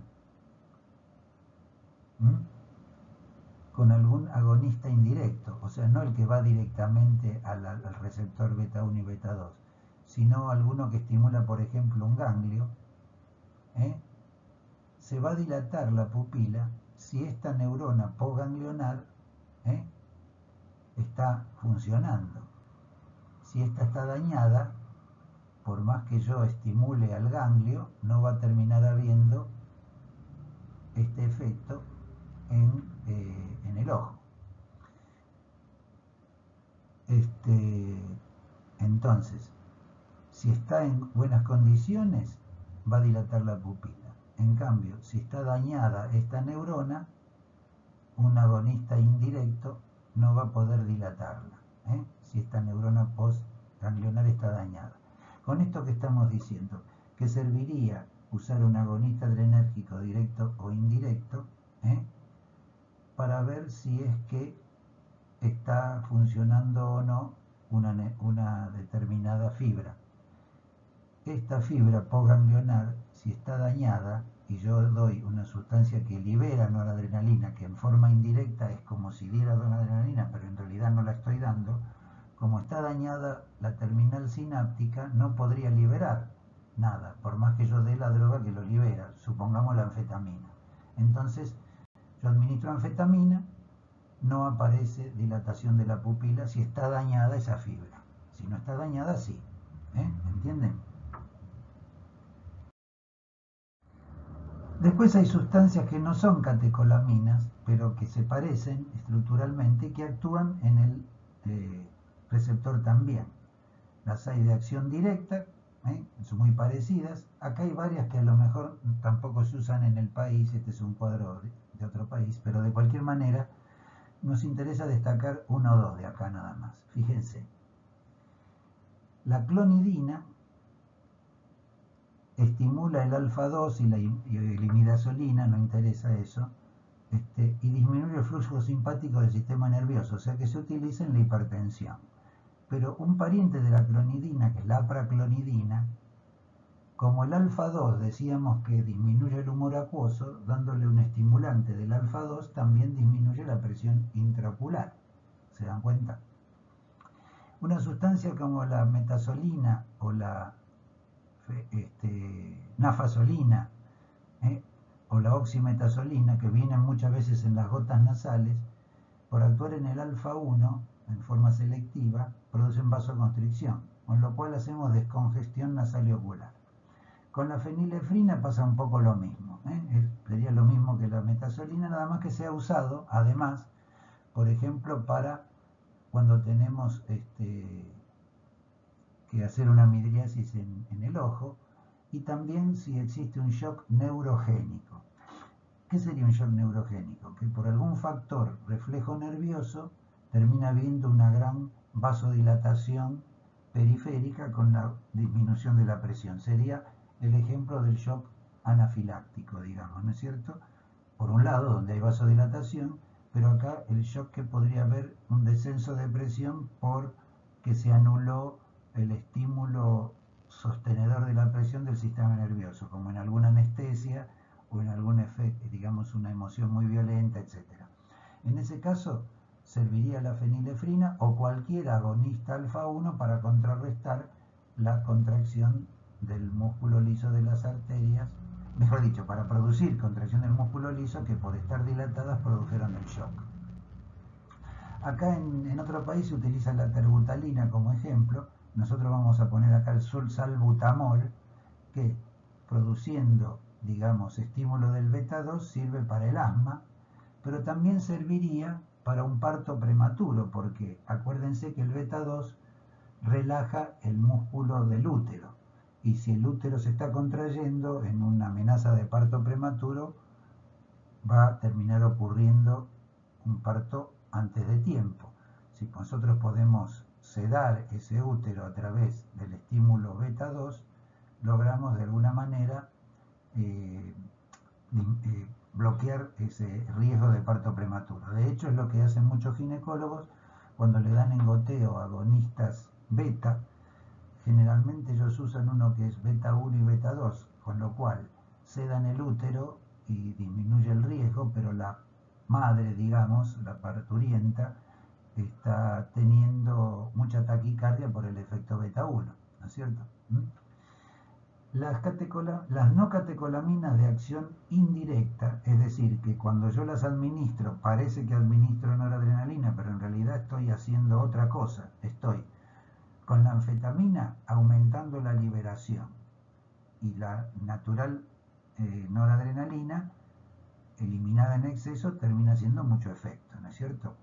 ¿Para qué se ha utilizado la anfetamina? Como droga de adicción, para la estimulación psíquica, el estar despierto mucho tiempo y estudiando, o también para disminuir el apetito, pero las anfetaminas propiamente dichas y sus derivados para esto ya no se utilizan más y no se pueden conseguir, que no sea en forma ilegal.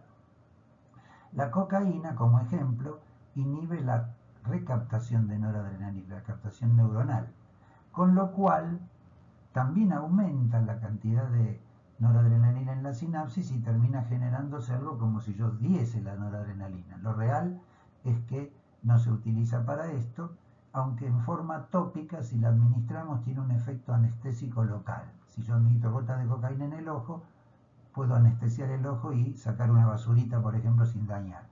Esto antes estaba en algunos frascos goteros en las guardias periféricas, pero ya no se dispone más de esto por razones obvias, no tener cocaína disponible para cualquiera, ¿no?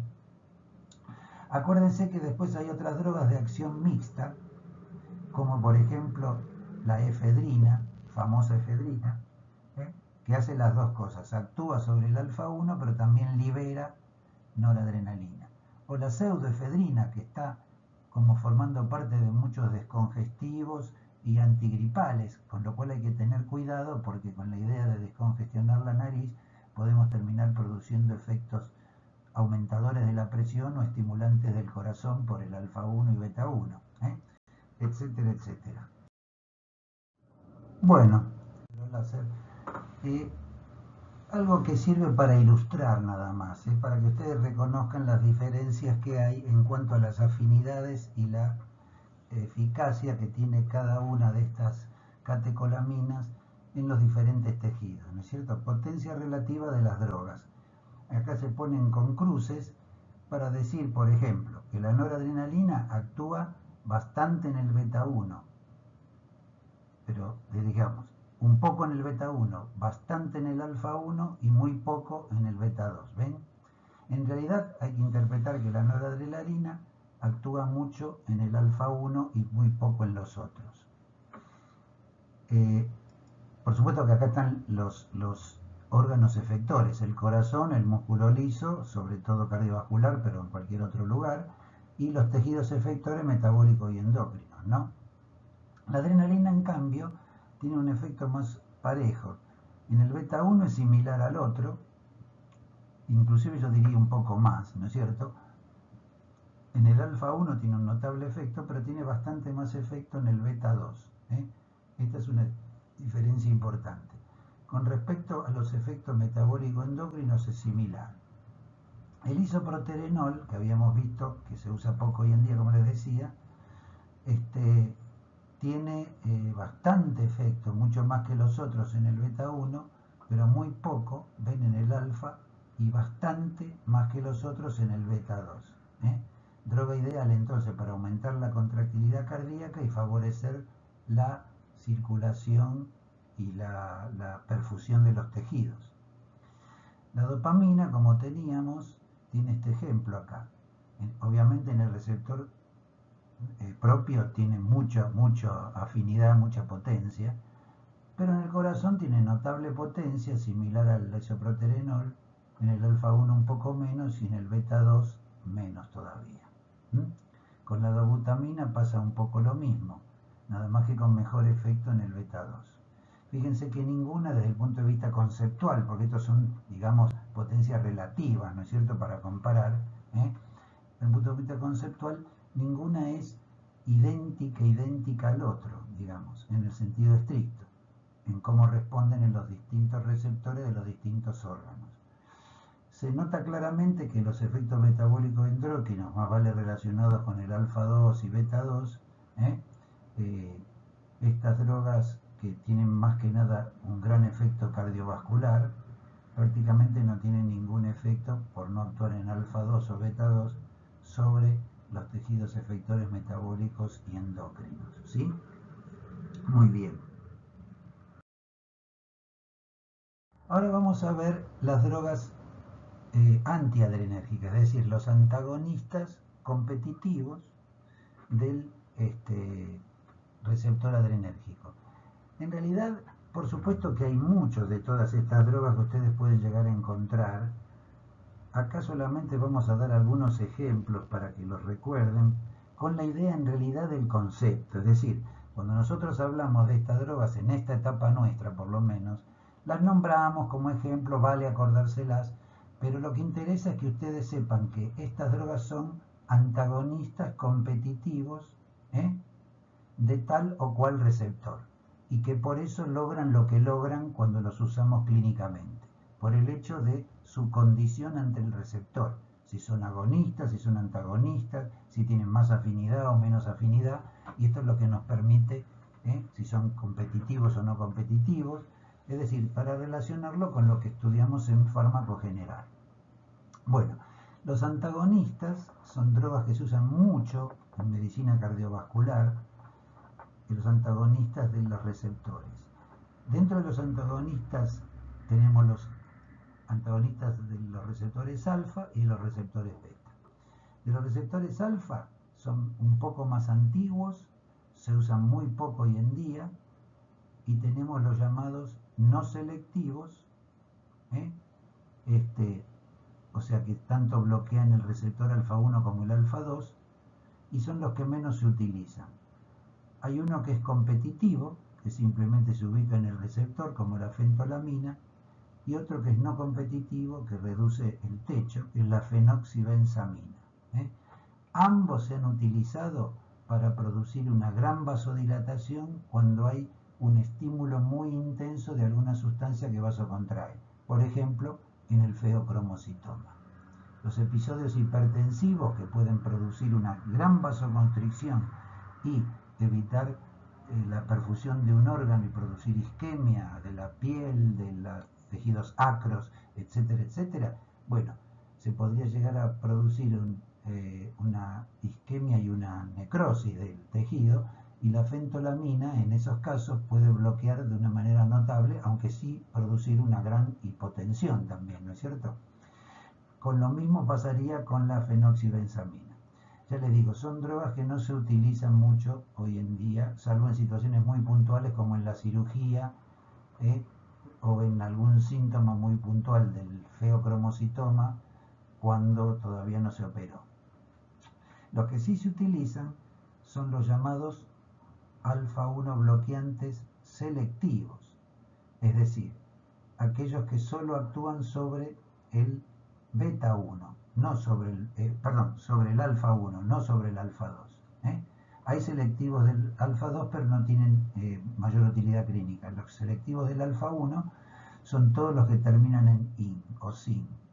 El prazosin lo habíamos visto antes como modelo típico, pero también está el doxazosin, el terazosin, etcétera, etcétera. Inclusive hoy en día, no nombrado acá, está la tamsulosin o tamsulosina, que es selectiva del alfa 1A y 1D, y que básicamente se utiliza fundamentalmente en la hipertrofia de próstata, por el hecho de que es ahí donde está concentrada la mayor cantidad de receptores, y de esta manera actúan mucho en la próstata y poco, por ejemplo, en la resistencia vascular general del organismo. ¿Para qué se usarían si son bloqueantes del alfa 1, que tiende a subir la presión por vasoconstricción? Y se utilizarían para la hipertensión. Es obvio, ¿no es cierto? Para la hipertensión se pueden usar, pero sobre todo para disminuir la retención urinaria, la tendencia a vaciar la vejiga con dificultad que tienen estos pacientes, y aquellos que tienen mayor selectividad relativa sobre los receptores que predominan en la próstata, terminarían siendo útiles para esto sin bajar mucho la presión arterial. ¿Se dan cuenta? Fíjense lo que pasa con un bloqueante antagonista selectivo, un bloqueante competitivo o no competitivo. El ejemplo que habíamos visto antes, ¿no es cierto? La contracción del músculo aórtico, en porcentaje de máxima respuesta, y la dosis de epinefrina. Si usamos un antagonista, esta sería, acá vemos con lo que acabamos de ver, un ejemplo de lo que aprendimos en la generalidad de farmacodinámica. La curva A sería la que representa a la epinefrina o adrenalina administrada en forma endovenosa, midiendo la contracción del músculo de la aorta. La adrenalina produce una contracción de la aorta notable. Si yo doy un antagonista competitivo, como por ejemplo el alfa-1 prazosin, necesito más cantidad de dosis de noradrenalina para contraer, pero tarde o temprano con la adrenalina termino desplazando al prazosin y termino llegando al efecto máximo posible. En cambio, si yo utilizo un antagonista no competitivo, como la fenoxibenzamina, que ya les digo no se utiliza, pero que la que vimos en el slide anterior, termina disminuyendo la altura de la curva. Es decir, puedo aumentar un poco la contracción cuando aumento la dosis de adrenalina, pero nunca voy a poder llegar al máximo por ese efecto no competitivo. Esto se ve en estas drogas, ¿no es cierto? ¿Qué pasaría, por ejemplo, con un bloqueante alfa? Digamos, no selectivo y selectivo. Fíjense lo interesante. La neurona simpática larga noradrenalina que actúa sobre el músculo liso con alfa-1 y sobre el corazón en el beta-1, con lo cual aumenta la presión. Pero también la noradrenalina produce un efecto de inhibición por feedback, o sea que la que está liberada acá produciendo mucha presión influye sobre el alfa-2 presináptico y disminuye la liberación de noradrenalina. Si yo bloqueo en forma no selectiva los dos, tanto acá en el órgano efector como en el receptor presináptico, la noradrenalina no puede hacer su efecto, con lo cual baja la presión. No puede hacer su efecto, con lo cual debería bajar la frecuencia cardíaca. Pero ¿qué pasa? Como el receptor, el bloqueante es un bloqueante alfa y no beta, al bloquear el alfa de la arteria tiende a bajar la presión, pero también bloquea el alfa-2 del presináptico, con lo cual se inhibe lo que ocurre acá. O sea, se inhibe la inhibición de la liberación, con lo cual termina habiendo, representado por más flechas, más liberación de noradrenalina en esa situación cuando usamos la fentolamina, por ejemplo, bloqueante alfa selectivo, no selectivo, que bloquea tanto el alfa-1 como el alfa-2. Entonces, esa mayor noradrenalina no podría actuar en el alfa-2 para evitar su liberación, con lo cual se sigue liberando, no podría actuar en las arterias, con lo cual la arteria se relaja, pero sí puede actuar en el beta porque este es un bloqueante alfa nada más. Entonces termina habiendo una frecuencia cardíaca muy alta refleja, ¿se dan cuenta? El prazosin, que es un bloqueante alfa-1 selectivo, bloquea solo en la arteria, no bloquea en el corazón. Pero como tampoco bloquea, la noradrenalina que se libera normalmente deja de actuar en la arteria bajando la presión. Pero al mismo tiempo, la noradrenalina puede seguir actuando como inhibidor de la liberación de más noradrenalina, con lo cual no se libera más cantidad, como en este caso en forma refleja, y no hay taquicardia refleja. El resumen sería que esto explicaría por qué los bloqueantes alfa no selectivos producen una gran taquicardia refleja, en cambio los bloqueantes alfa-1 selectivos no la producen.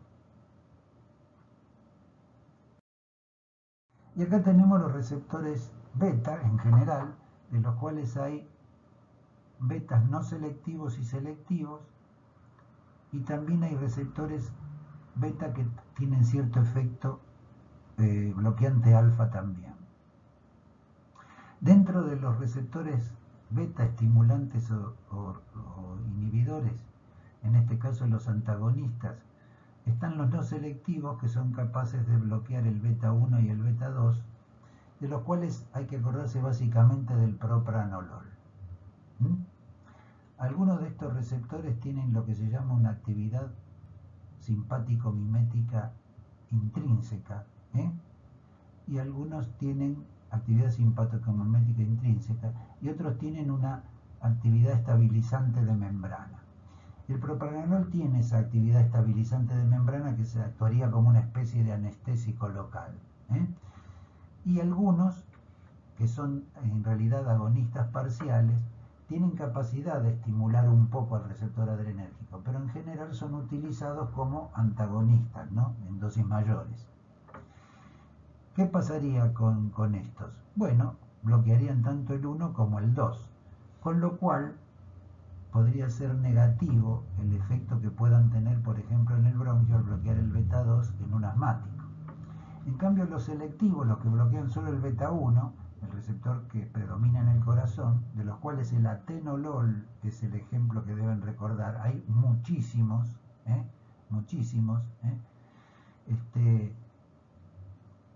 y ahí es diferente porque ya no tendríamos el riesgo de afectar probablemente al bronquio, inhibiendo la dilatación del bronquio y perjudicando a un asmático. ¿Qué hacen estas drogas? Bueno, claramente disminuyen la frecuencia cardíaca, el volumen sistólico, la conducción al nódulo AB, la demanda miocárdica de oxígeno, la presión. Obviamente, actúan en todos los lugares donde el efecto beta cardíaco pueda producir el aumento de las 4 propiedades cardíacas. Acuérdense que el efecto beta 2, el efecto beta 2 es capaz de reducir la presión intraocular, así como el efecto alfa 2 también, mejor dicho, perdónenme, el efecto alfa 2 es un efecto reductor de la presión intraocular y el efecto beta 2 aumenta la presión intraocular. Por eso estos bloqueantes como el timolol son capaces de reducir la presión ocular y entran en muchísimas drogas para el glaucoma administradas en forma de gotas oculares, ¿no es cierto? Fíjense la cantidad de efectos beneficiosos que podemos obtener de los bloqueantes beta, sobre todo en este caso del propranolol, que representaría el que más nos interesa para la diversidad de efectos. Por supuesto que disminuye la presión, pero al disminuir la demanda cardíaca de oxígeno sirve también en una enfermedad donde las coronarias no le aporten oxígeno, en la angina de pecho. Al disminuir la contractilidad, la excitabilidad de los nódulos y la frecuencia cardíaca, puede actuar ante una arritmia o una taquiarritmia, disminuyendo la frecuencia cardíaca. Hay una enfermedad que se llama estenosis hipertrófica subaórtica, donde el corazón tiene que vencer un obstáculo importante antes del nacimiento de la aorta dentro del corazón, y eso genera una gran hipertrofia que podría ser reducida con algo que reduce la contractilidad. Como en el músculo esquelético existen receptores beta, el estímulo de la adrenalina en estos receptores, llenando la adrenalina, termina produciendo temblor, porque es una manera que tiene la descarga adrenérgica de, por ejemplo, producir calor o favorecer, ¿no es cierto?, la actividad muscular. Ese temblor, que a veces lo tienen, por ejemplo, las personas que hacen un deporte de precisión, como el tiro al arco, el tiro con arco y flecha, ¿no es cierto?, la puntería en última instancia, y que por ahí son nerviosas y tiemblan, se ha visto que hacen doping con bloqueantes beta justamente para disminuir el temblor. La migraña, un dolor de cabeza muy particular, que lo tienen los que son predispuestos, parece ser que puede ser prevenida con propranolol, con algunos beta bloqueantes de este tipo que pueden pasar la barrera hematoencefálica por su capacidad de liposolubilidad, y aunque hay muchas drogas que se usan para la prevención, en algún momento se ha usado con éxito en algunos pacientes el propranolol para disminuir. La tirotoxicosis es esa enfermedad del hipertiroidismo en la cual hay un gran aumento de las hormonas tiroides circulantes y hay de alguna forma muchos efectos adrenérgicos en todo el cuerpo: taquicardia, temblor, sudoración, irritabilidad, inquietud, etcétera, que hasta tanto se corrija la causa, que es la hipersecreción de hormona tiroidea, se puede disminuir el efecto adrenérgico que esta hormona produce indirectamente, justamente con un bloqueante beta que disminuye muchos de estos síntomas, ¿no es cierto? Muy bien. Así que Todos ellos se podrían usar en cualquiera de estas situaciones, pero básicamente los que no cruzan la barrera hematoencefálica les cuesta un poco más ser efectivos en algunas de estas indicaciones. En cambio, la gran mayoría tienen gran utilidad en la angina de pecho, en el infarto, en la taquicardia, en la hipertensión, etc. Hemos visto también que algunos de estos beta bloqueantes tienen algunos efectos adicionales, algunos de ellos, que en el caso concreto de lo relacionado con los receptores, están los que, siendo beta bloqueantes típicamente, también son alfa bloqueantes. Son en general no selectivos, bloquean tanto el beta 1 como el beta 2 y el alfa 1. El carvedilol es una droga que se utiliza muchísimo hoy en día y que se le reconocen grandes efectos, porque es capaz de de bloquear, digamos, la fuerza de contracción cardíaca y disminuir la presión gracias a eso, pero también de producir algún grado de vasodilatación por el bloqueo alfa 1, con lo cual permite que el corazón trabaje más desahogado y en dosis pequeñas es muy útil en la insuficiencia cardíaca, como verán cuando les toque ver este aspecto terapéutico, digamos, ¿no?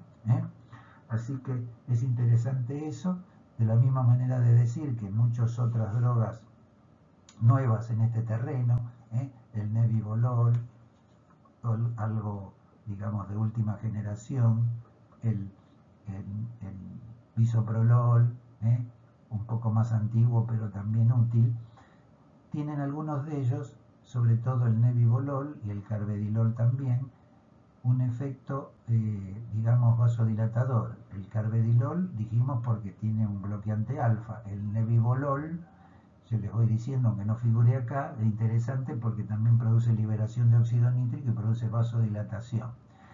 Y interesante es que el carvedilol tiene un cierto efecto antiinflamatorio y sobre todo antioxidante, con lo cual en un deterioro crónico como la insuficiencia cardíaca podría ser de utilidad. Estos son datos adicionales, digamos, que tienen mayor utilidad terapéutica, pero que no hacen al tema de la acción sobre el receptor adrenérgico, ¿no es cierto? Muy bien. Fíjense, con los beta bloqueantes lo que puede pasar. Si yo estoy valorando la resistencia vascular periférica, y doy un beta bloqueante, mejor dicho,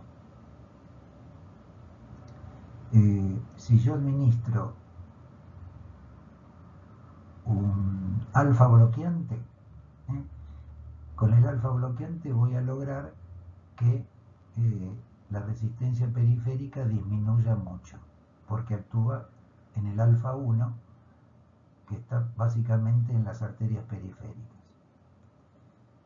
¿Qué va a pasar con el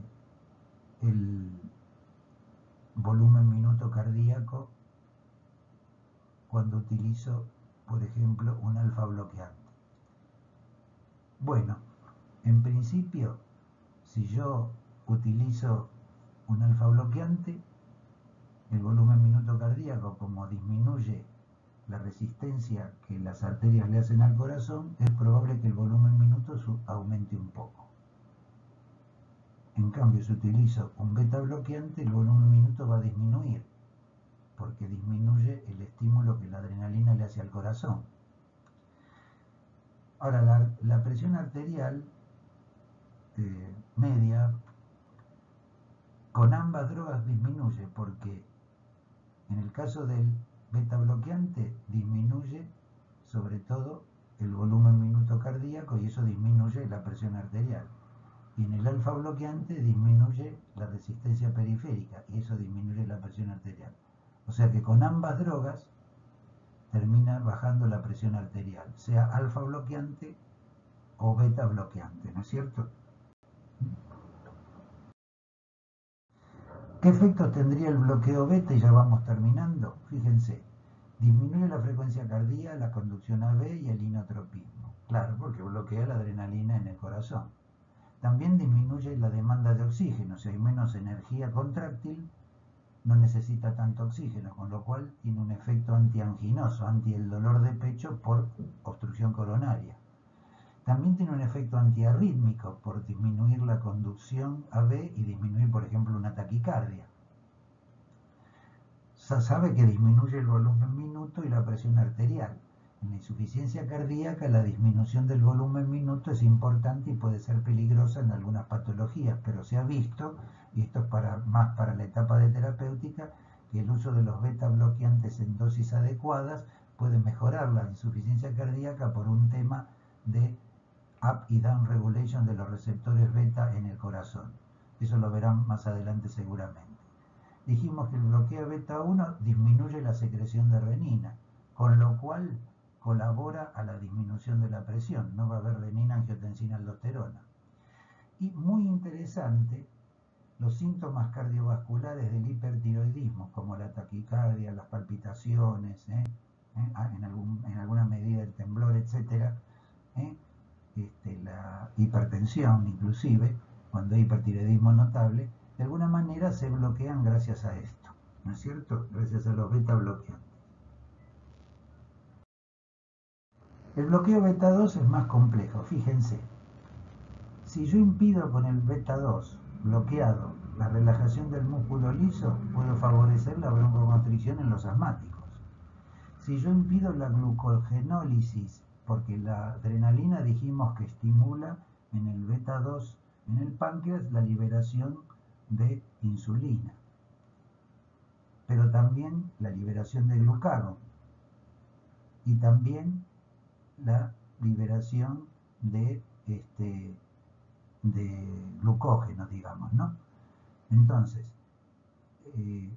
yo con el beta 2 estimulante, la adrenalina, logro que del hígado se libere glucosa y del páncreas se libere glucagón, con lo cual termina aumentando desde dos puntos de vista la glucemia.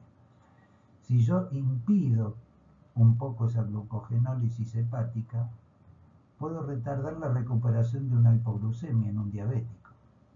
Además, como bloqueo los síntomas adrenérgicos tempranos de la hipoglucemia, como serían la transpiración, la taquicardia, el temblor, las palpitaciones, la inquietud, que para el diabético es interesante eso porque le avisa de que está por tener una hipoglucemia cuando se pasó con el uso de insulina o no comió, sobre todo un diabético tipo 1, como verán. Es interesante saber que estos síntomas tempranos van a desaparecer si usa un beta bloqueante, o sea, enmascara los síntomas que le avisan al diabético que va a tener una hipoglucemia. También produce una inhibición de captación de potasio en los músculos, con lo cual se altera un poco la fuerza muscular. También inhibe la relajación de los músculos lisos vasculares, o sea que a nivel sobre todo de las piernas, la noradrenalina favoreciendo la dilatación de los músculos, de las arterias de los músculos, de alguna forma mantiene la temperatura de ese miembro. Y muchos pacientes al usar los beta bloqueantes se quejan de que tienen frialdad en las piernas o pueden empeorar la necesaria vasodilatación para mejorar la circulación en alguien que tiene enfermedad vascular, una arteriopatía periférica, ¿no es cierto? Acuérdense que el bloqueo beta 2 impide la relajación uterina que producirían los estimulantes beta 2, o sea que en ese sentido puede favorecer un parto prematuro si va a ocurrir. Acuérdense que inhibe lo que hace la adrenalina en el páncreas, o sea, acuérdense que se secreta insulina y glucagón en el páncreas gracias a la adrenalina. Si yo inhibo eso, complica el manejo de la diabetes, ¿no es cierto? Porque, a ver, la insulina en el diabético tipo 2 está presente en el páncreas, cada vez en menor cantidad, pero está presente y responde a un estímulo que en parte tiene que ver con el sistema adrenérgico. Si nosotros inhibimos eso, complicamos más todavía la respuesta del diabético. De cualquier manera, se pueden usar beta bloqueantes en los diabéticos eligiendo aquellos que tengan menos efecto. Acuérdense que el beta 2 aumenta la presión dentro del ojo. Entonces, un bloqueante beta 2 o beta en todo caso, puede bajar la presión, la presión intraocular y servir entonces como, por ejemplo, para el tratamiento del glaucoma. Acuérdense que los músculos responden claramente a la situación de ansiedad o de estrés. Todos temblamos ante el miedo, ¿no es cierto? Y ese temblor relacionado con el estrés o con la ansiedad puede ser favorecido, dijimos, por la adrenalina, pero bloqueado por los beta bloqueantes. Entonces se inhibe ese temblor, que en el caso de ser patológico se llama temblor esencial, diferente al temblor del Parkinson, ¿no es cierto? Muy bien. Así que creo que con esto fuimos terminando. Hicimos un panorama muy largo. No es tal vez imprescindible un conocimiento tan profundo de estos detalles como yo les doy, pero ¿dónde lo vamos a decir sino acá? Yo creo que les conviene, independientemente de que hicimos algunas referencias clínicas, no significa que con esto ustedes ya saben cómo usar estas drogas, pero sí es necesario hacer una suerte de proyección clínica para que vean el sentido que tiene el conocimiento de lo que cada una de estas drogas hace en la fisiología del sistema simpático y parasimpático la semana anterior, y cómo esto se puede aprovechar para algunas patologías. Este mismo esquema mental relacionado con el sistema vegetativo lo podemos tener con otras neurotransmisiones o con otros conocimientos básicos que conozcamos de las drogas, ¿no es cierto? Bueno, muchas gracias chicos y nos veremos.